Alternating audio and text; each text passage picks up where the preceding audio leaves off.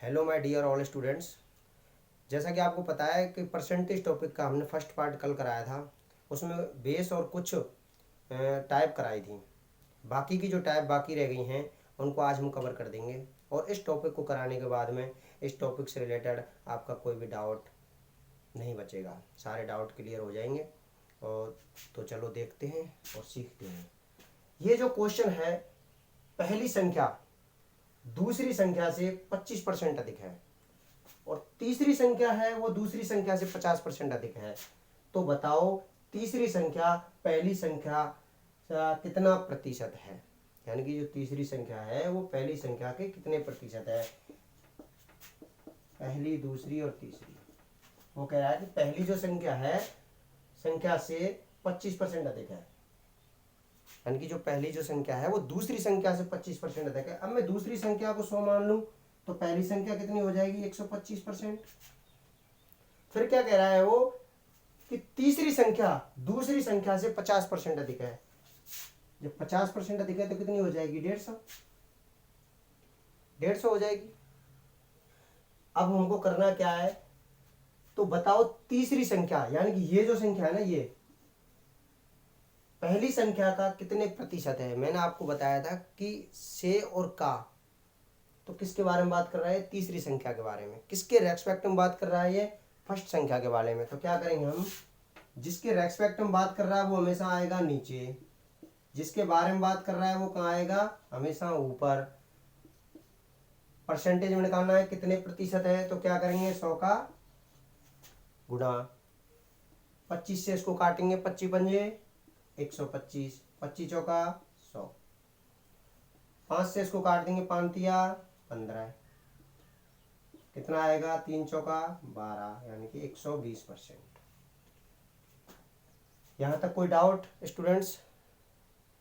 एक बार और देख लीजिए। यानी कि पहली जो संख्या है वो दूसरी संख्या से 25% अधिक है। मैंने उस दूसरी संख्या को 100 मान लिया तो पहली संख्या 125 हो गई। तीसरी संख्या जो है वो दूसरी संख्या के 50% अधिक है, तो मैंने जो पहली दूसरी संख्या है वो 100 है तो तीसरी संख्या 150 हो गई। फिर वो कह रहा है कि तीसरी जो संख्या है वो पहली संख्या का कितना प्रतिशत है। यानी कि किसके रेस्पेक्ट में बात कर रहा है, वो पहली संख्या के बारे में।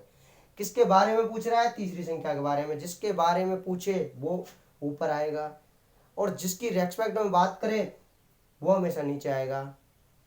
तो 150/125 गुणा 100, क्योंकि उसने प्रतिशत में पूछा है तो हम मल्टीप्लाई करेंगे। 150/125 गुणा 100, 25 से इसको काटा, 25 पंजे 125, 25 चौका 100, 5 से इसको काट दिया, 5 दिया 15, तो कितना प्रतिशत है, 120%।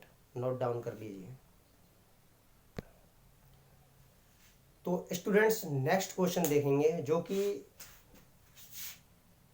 RRB 2013 दिल्ली जोन से पूछा गया था। ये क्वेश्चन है, एक फल विक्रेता के पास कुछ सेब थे, यानी कि उसके पास कुछ सेब थे, वह 40% सेब को बेच देता है। वो क्या करता है, 40% सेब को बेच देता है। अभी भी उसके पास 420 सेब, कितने, 420 सेब बाकी हैं। तो बताओ शुरू में उसके पास कितने सेब रहे होंगे। देखो आपको स्टेटमेंट लग रही है 2 लाइन की, पता नहीं कितना बड़ा सवाल होगा। कुछ नहीं, ओनली 2 स्टेप। क्या कह रहा है वो, एक फल विक्रेता के पास कुछ सेब थे, वह 40% बेच देता है। 40% बेच देता है ना। मैंने आपको बताया था जिस टाइम पे मैं बेस करा रहा था कि यहाँ जो भी बात करेंगे हम 100% के ऊपर बात करेंगे। तो उसने क्या किया, 40% सेब बेच दिए। कितने बचे उसके पास, 60% सेब बचे। 60%। अब वो क्या कह रहा है, आगे क्या कह रहा है, अभी भी उसके पास 420 सेब बाकी हैं। यानी कि 60, जो 40% उसने बेच दिए, 60% की जो वैल्यू है वो उसके पास है। यानी कि 60 की वैल्यू कितनी दे रखी है, 420। जब 40% उसने बेच दिए, बाकी किसने रह गया, यानी कि 60%। यानी कि 60% की वैल्यू कितनी दे रखी है, 420।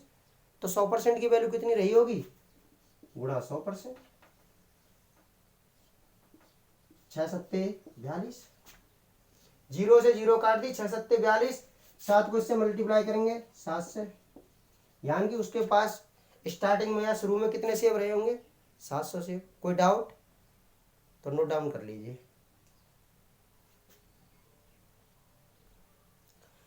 तो नेक्स्ट क्वेश्चन है स्टूडेंट, देखते हैं, जो कि आरआरबी 2014 में पूछा गया है कि एम की आय एन की आय से 10% अधिक है, यानी कि एम और एन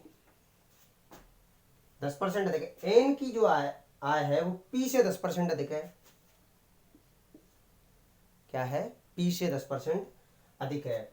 यदि पी की आय 15 से, क्या कह रहा है वो, एम की आय एन की आय से 10% अधिक है, यानी कि एम की आय एन की आय से 10% अधिक है, यानी कि इसकी जो आय है वो इससे 10% अधिक है। एन की आय पी से 10% अधिक है, यानी इसकी जो आय है वो इससे 10% अधिक है। यदि पी की आय 15 से है तो एम की आय क्या होगी, यानी कि इसकी जो आय है वो इससे 10% अधिक है, इसकी जो आय है वो इससे 10% अधिक है। तो क्या करेंगे, इसको हम क्या मान लेंगे, क्या मानेंगे, इसको मानेंगे हम क्या, 100। क्या मान लेंगे इसको हम, 100।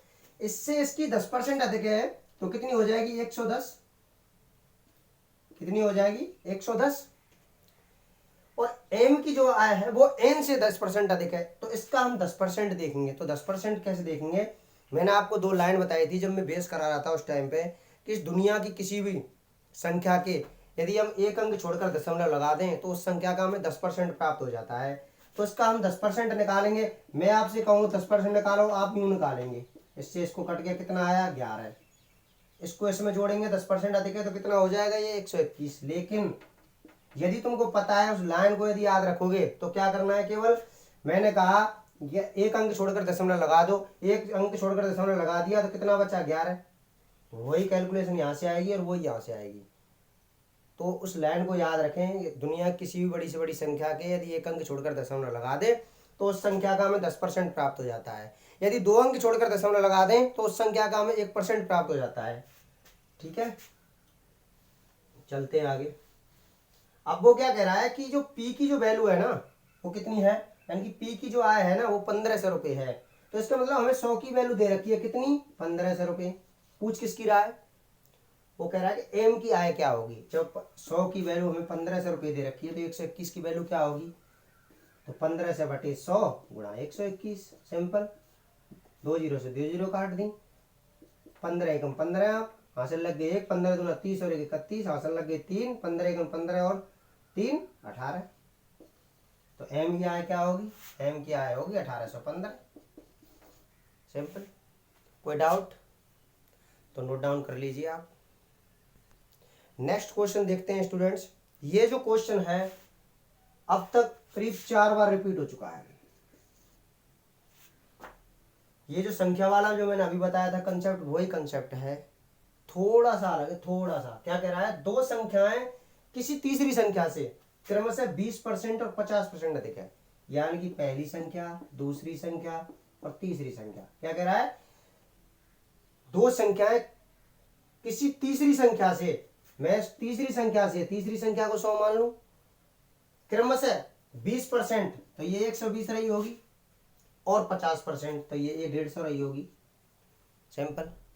क्या कह रहा है, पहली जो संख्या है ना, यानी कि ये जो संख्या है, तीसरी संख्या का कितना प्रतिशत है। मैं आपको कई बार बता चुका हूं, जिसके बारे में पूछ रहा है वो हमेशा ऊपर, जिसकी रेस्पेक्ट में बात कर रहा है वो हमेशा नीचे।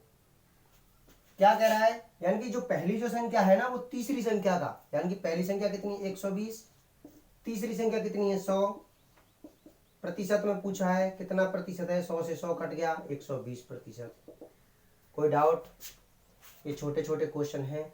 क्या होता है, स्टेटमेंट अर्थमेटिक का एक रूल है, जिसके स्टेटमेंट समझ में आ जाती है वो क्वेश्चन आराम से सॉल्व कर लेता है।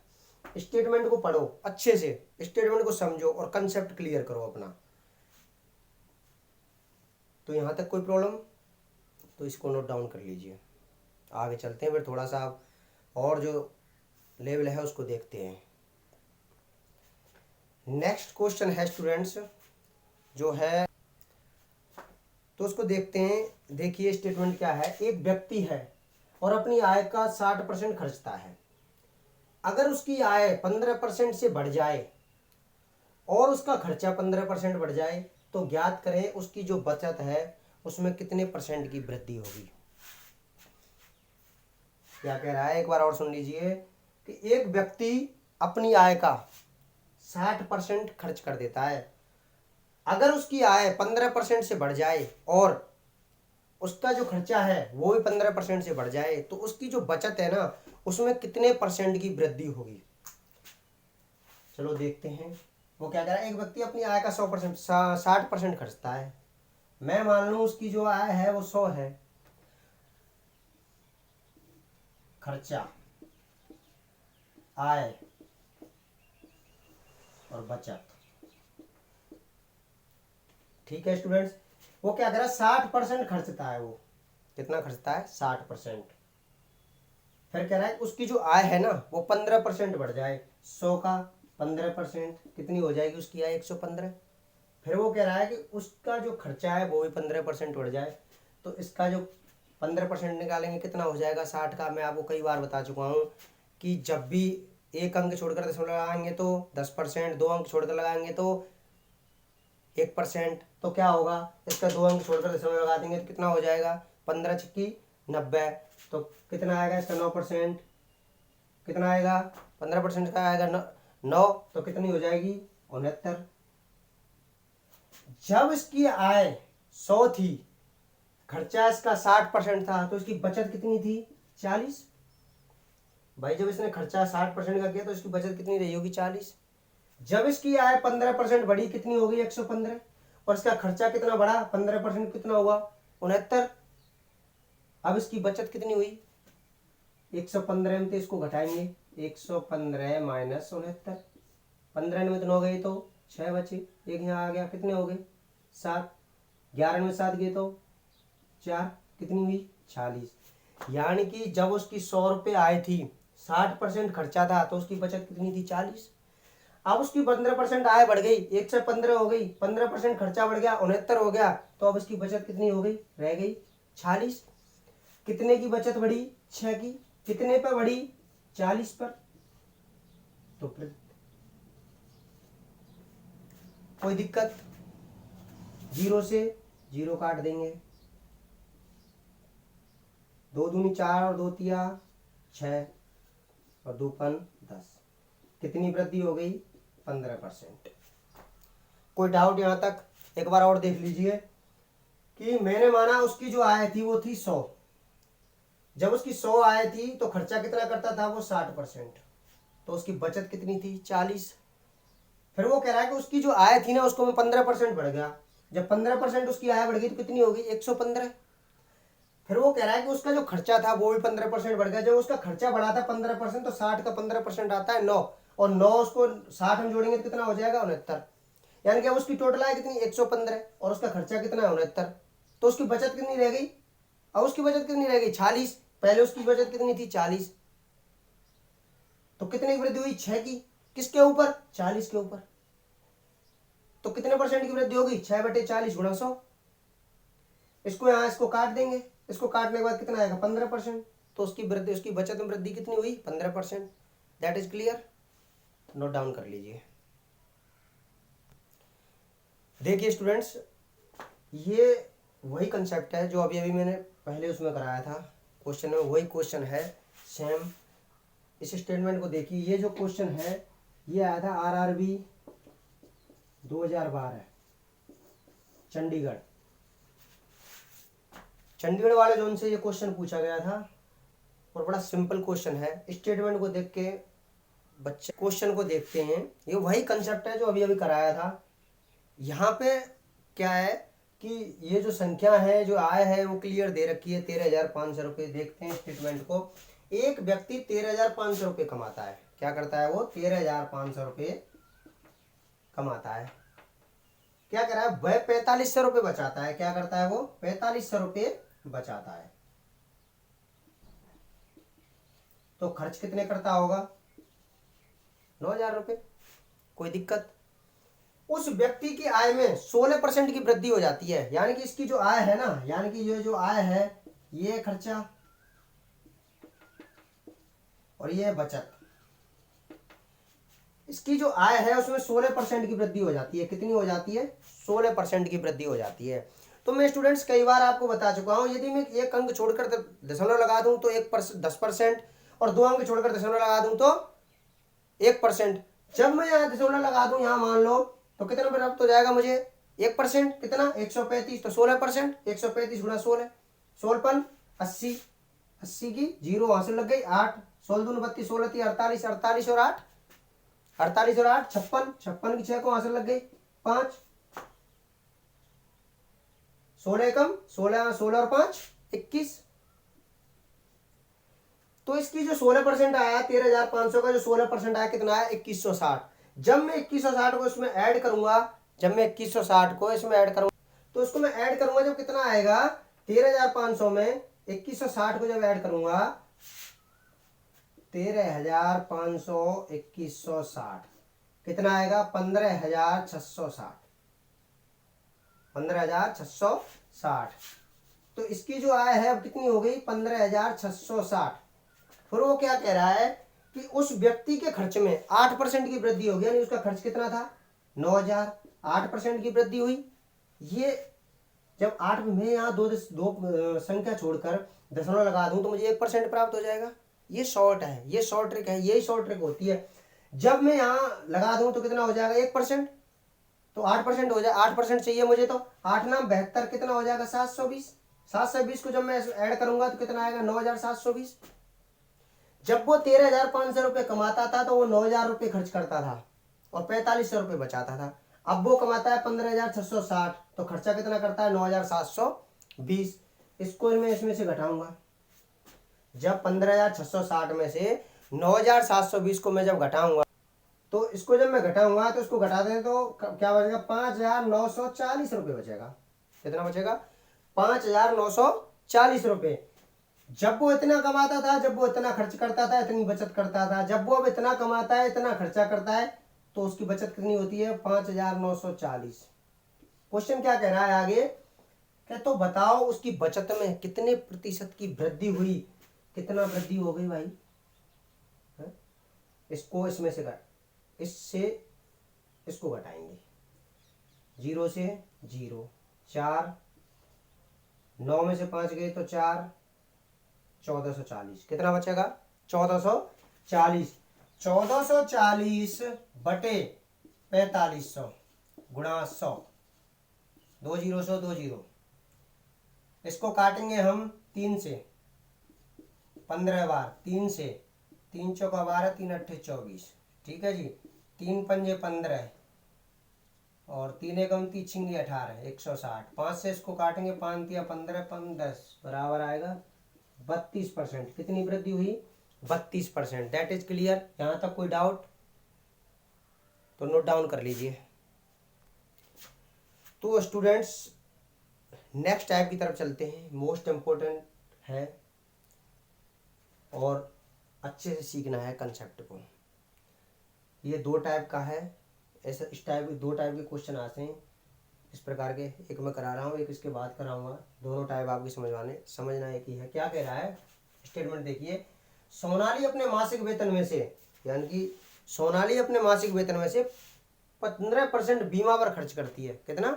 15% बीमा पर खर्च करती है। और वह अपने मासिक वेतन का 55% खरीदारी और घरेलू खर्चों पर खर्च करती है।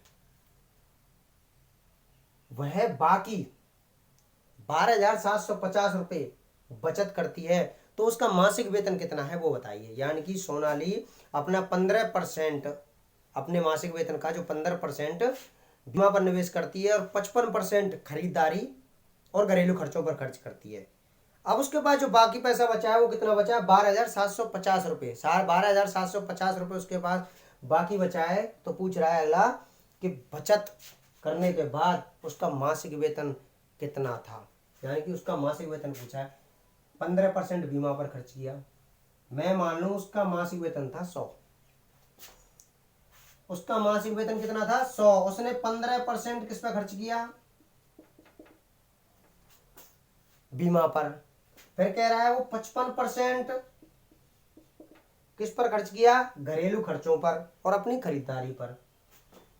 अब मैं आपसे यूं कहूं कि इन दोनों को यदि ऐड कर लो, यानी कि ये भी खर्चा किया है उसने, ये भी खर्चा किया है, उसकी बचत कितनी बची? 12,750 रुपये। कितनी बची? 12,750 रुपये। इतना खर्चा करने के बाद 55 और 15 70, 55 15 70, यानी कि 100 में से उसने 70% खर्च कर दिया। पहुंचो आप पीछे, में इस टाइप का करा चुका हूं आपको। 100 में से उसने 70% खर्च कर दिया, कितना बचा? 30। और 30% की वैल्यू क्या दे रखी है उसने? 12,750 रुपये। 30% की जब वैल्यू उसने 12,750 रुपये दे रखी है, तो 100% की वैल्यू क्या रही होगी? तो हमारा माइनस कितना निकल के आ जाएगा? 30 गुणा 100। 1 0 से 1 0 काट दिया, 3 से इसको काट दिया, 3 चौका 12, 3 दूनी 6 और 3 पंजे 15, 425, यानी कि 42,500 रुपये उसका मासिक वेतन था। क्या था? 42,500 रुपये उसका मासिक वेतन था। कोई डाउट? एक बार और देख लीजिए।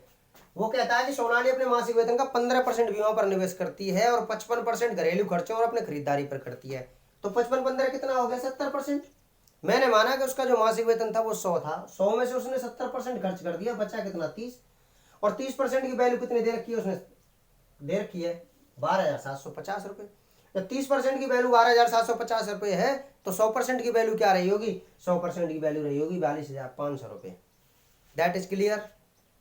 नोट डाउन कर लीजिए। नेक्स्ट क्वेश्चन है स्टूडेंट्स, देखो, प्रीविड अपनी आय का 20% शिक्षा पर और शेष का 70%। यहां ध्यान देने वाली बात यह है, देखो यहां एक शब्द लिखा हुआ है, क्या? शेष का। इससे पहले जो मैं कंसेप्ट कराया था उसमें यह था कि सोनाली अपने मासिक वेतन का 15% बीमा पॉलिसी पर खर्च करती है और 55% घरेलू खर्चों पर और खरीदारी पर। यहां क्या है कि प्रीविड अपनी आय का 20% शिक्षा पर खर्च कर रहा है। किस पर? शिक्षा पर। और शेष का, यानी कि मैं मानूं उसकी बात, जो मासिक वेतन है वो कितना है? 100 में से वो क्या कर रहा है? 20% खर्च कर रहा है। किस पर? शिक्षा पर। बाकी कितना रह गया? 80%। ध्यान देना, शेष का 70%। ये जो वर्ड है ना, ये जो वर्ड है, विशेष ध्यान देना, बच्चा कंफ्यूज हो जाता है एग्जाम देते टाइम। वो जो पहला कंसेप्ट उस हिसाब से कर देता है, उनको ऐड कर देता है और क्वेश्चन गलत हो जाता है। ऐसा नहीं करना है। 70% अपने घरेलू मदों पर, यानी कि इसका 70%, इसका 70%। जब मैं 80 का 70% निकालूंगा कितना आएगा? 56। बाकी कितना रह गया? बाकी कितना रह गया? 24। 80 का वो क्या कह रहा था? शेष का 70% घरेलू मदों पर खर्च करता है। यदि उसकी बचत 3600 रुपये हो, यदि उसकी बचत कितनी हो? 3600 रुपये हो, तो उसकी कुल आय क्या होगी? 20% खर्च किया, 80% शेष बचा। 80% का उसने कितना किया? 70% खर्च किया, उसके बाद बचा कितना? 24%। और 24% की वैल्यू कितनी दे रखी है? 3600। कितनी दे रखी है? 3600। जब 24% की वैल्यू 3600 दे रखी है, तो 100% की वैल्यू कितनी रही होगी? 12 दूना 24 और 12 तिया 36।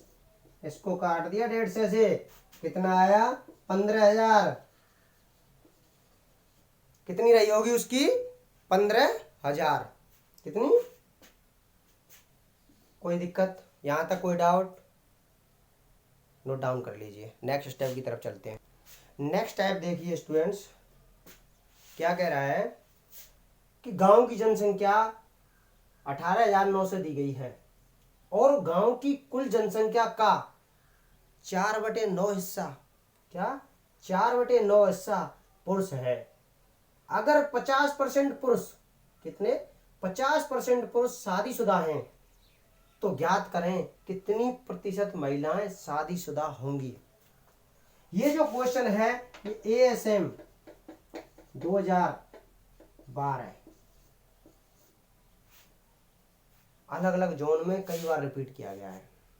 यहां पे नोट लिख लीजिए, जब भी इस टाइप का कंसेप्ट हो, इस टाइप का यदि कोई क्वेश्चन आपके सामने आए, तो जनसंख्या से कोई मतलब नहीं है। चाहे लाख हो, 10 लाख हो, 50 लाख हो, कोई फर्क नहीं पड़ता। क्या कह रहा है वो?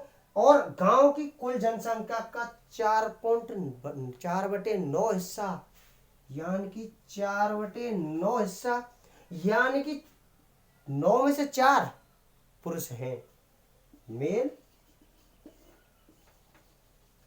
और फीमेल। क्या? मेल और फीमेल। यानी कि वो कह रहा है टोटल कितने हैं? 9 में से 4 मेल हैं। कितने हैं? 4। तो 5 महिला रही होंगी, 5। तो 4 जब मेल हैं तो 5 महिला रही होंगी। फिर वो क्या कह रहा है? अगर 50% पुरुष शादीशुदा हैं तो 4 का जब मैं 50% निकालूंगा तो कितना आएगा? 2। या मैं आपसे कह दूं 1/2। 50% की वैल्यू यही तो होती है, 1/2। इसका 1/2 करूंगा तो कितना आएगा? यानी कि 2 जो मेल है ना, यानी कि जो 2 पुरुष हैं वो शादीशुदा हैं। तो जब 2 पुरुष शादीशुदा हैं तो महिला भी 2 शादीशुदा ही होंगी गांव की। कितनी होंगी? 2। फिर क्या कह रहा है वो? तो ज्ञात करें कितनी महिलाएं, यानी कि कितनी परसेंट महिलाएं, यानी कि कितने प्रतिशत महिलाएं शादीशुदा होंगी। यानी कि 5 महिलाओं में से 2 महिला शादीशुदा हैं। जब 2 महिला शादीशुदा हैं तो कितना परसेंट होगा? किसके रेस्पेक्ट में बात कर रहा है? 5 के बारे में।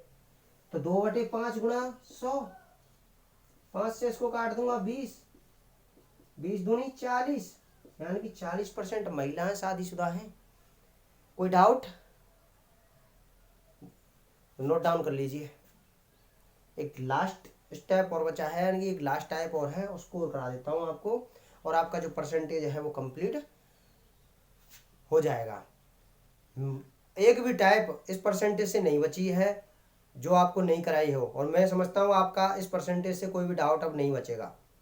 कोई भी एग्जाम हो, रेलवे का हो, एसएससी का हो, बैंक का हो, ऑल कॉम्पिटिटिव एग्जाम आपको बेस से लेके अच्छे से अच्छे लेवल तक आपको करा दिया है। फिर भी यदि कहीं आपका कोई डाउट रह जाता है तो आप मुझे कमेंट बॉक्स में कमेंट करके बता सकते हो, मैं आपको ज़रूर सॉल्यूशन दूंगा। नेक्स्ट टाइप की तरफ चलते हैं स्टूडेंट्स। आज एक और शॉर्ट ट्रिक तुमको दिखाता हूँ और समझाता हूँ, सीखना भी है कि गांव की जनसंख्या पहली साल में 1/10% बढ़ी, यानी 1/10 बढ़ी। दूसरी साल में 11.1/9% बढ़ी, 11.1/9%। तीसरी वर्ष में जनसंख्या 16.2/3% घटी। कितनी? 16.2/3% घटी। शुरुआत में गांव की जनसंख्या 5400 रुपये थी। कितनी थी? 5400 थी। कितनी थी? 5400 थी। तो 3 वर्ष के बाद बताओ, यानी कि 3 वर्ष के बाद में गांव की जनसंख्या कितनी हो जाएगी? देखिए 10% की वैल्यू, यानी कि मैं आपसे कहूं 10% की वैल्यू, कितनी? 10% की वैल्यू। ये जो वैल्यू है वो किसकी है? 1/9 की वैल्यू। किसकी? 1/9 की। फ्रैक्शन से, यानी कि फ्रैक्शन, ये क्या है? फ्रैक्शन है। और ये जो वैल्यू है वो है 1/6 की। किसकी? 1/6 की। 1/9 की, 1/6 की। जैसे 1 की वैल्यू कितनी होती है? 100%। 1/2 की कितनी होती है? 50%। 1/3 की कितनी होती है? 33 सही 1/3%। 1/4 की कितनी होती है? 25%। 1/5 की कितनी होती है? 20%। 1/6 की कितनी होती है? 16 सही 2/3%। इस टाइप से क्या करना है आपको? क्या कह रहा है वो? पहली साल में जनसंख्या बढ़ी कितनी? 10%, यानी एक 10 थी, कितनी हो गई? 11 हो गई। एक बढ़ी, कितनी हुई? 11 हो गई। दूसरी साल में 1/9, 9 थी, कितनी हो गई? 10, 1/6। क्या कह रहा है वो? तीसरी साल 6 थी, 1 घट गई, कितनी हुई? 5 रह गई। That is clear. यहीं देखो, इसको इससे काट दो, 9 छिक्की 54, कितना आएगा? 54, और 11 पन्ना 55, कितना? 11 पन्ना 55, यानी कि 54 की जो वैल्यू दे रखी है ना वो कितनी दे रखी है? 5400 रुपये। तो 55 की वैल्यू कितनी आएगी? 5500 रुपये। यानी कि 3 साल के बाद में अब जनसंख्या कितनी है? 5500 रुपये। That is clear. यहाँ तक कोई डाउट हो तो आप मुझे कमेंट कर सकते हैं। यदि मेरी वीडियो आपको अच्छी लगी हो, कंसेप्ट अच्छा लगा हो, तो वीडियो को लाइक करें। यदि कोई नया मेरे इस चैनल पर आया हो तो वो चैनल को सब्सक्राइब कर लें। डेली रेगुलर आपको क्लास दी जाएगी और कोई भी टॉपिक को कराने के बाद में किसी भी टॉपिक से कोई भी डाउट आपका नहीं बचेगा। और जो मैं कराऊंगा उसकी स्टेटमेंट की तो मैं कह नहीं सकता, और ना स्टेटमेंट के बारे में कुछ कहूँगा, लेकिन कंसेप्ट से बाहर नहीं आ सकता कोई भी क्वेश्चन। तो थैंक यू दोस्तों।